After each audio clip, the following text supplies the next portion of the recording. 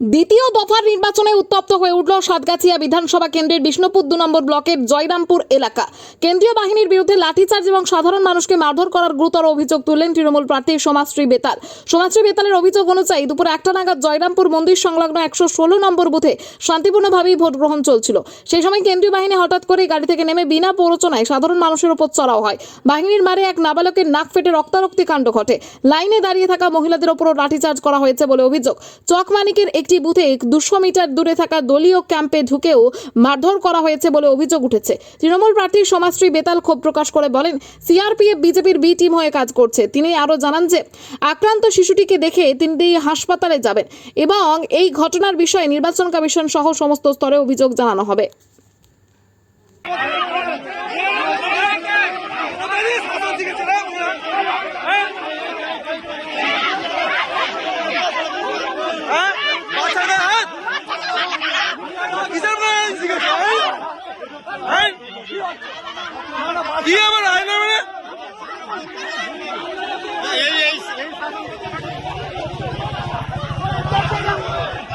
এখান থেকে হাঁটো।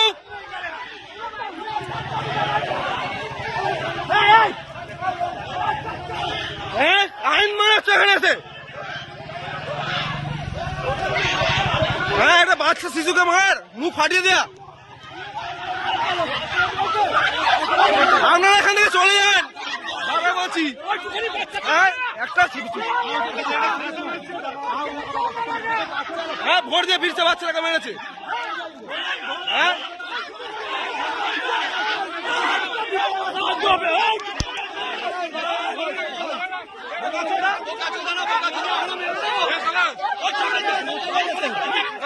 কি স্যার, কি স্যার ডিউটি লাগানো আসছে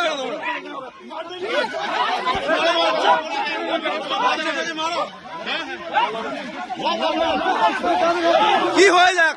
হ্যাঁ, আরে এটা কি বলেছেন? এটা ছেলে বোঝাতে আসবেন না, এখানে বোঝাতে আসবেন না।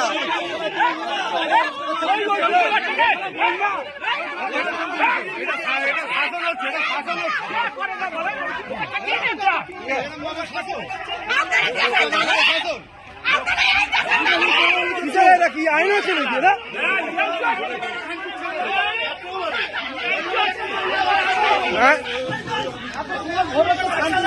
শান্তিপুর এখানে কোনো জ্ঞানজাম হয় না, কিচ্ছু হয় না। এসে তাড়া করতে এসছে, কিচ্ছু হয় না। এখানে পুরো নাম ভালো আছে।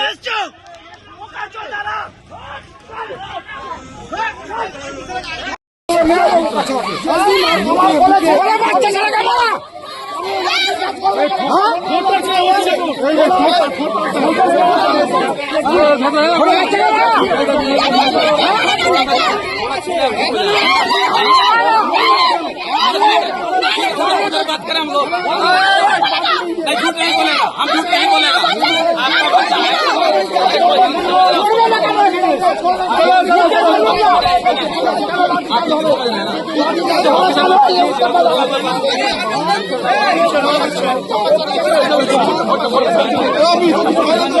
है